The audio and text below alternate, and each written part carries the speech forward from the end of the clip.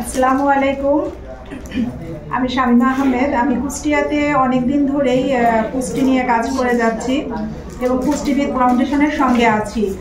আর পুষ্টিবিদ foundation আসলে এমন একটি জায়গা যেটা নিজের কাজ করার ইচ্ছা না থাকলেও দেখা যায় যে এটা কাজ করার আগ্রহটা জাগিয়ে তোলে। এটা এমন একটা প্লেস।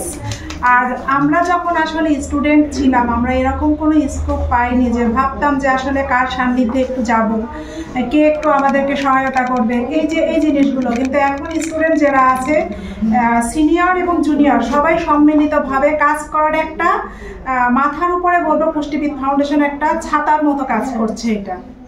এবং কুষ্টিয়া জোনে অনেক আগে থেকেই চাচ্ছিলাম যে এরকম একটা প্রোগ্রাম হোক।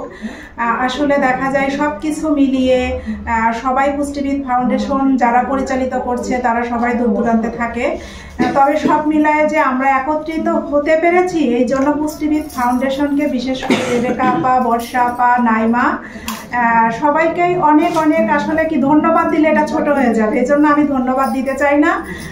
সবাইকে আমার ভালোবাসা। আসসালামু আলাইকুম।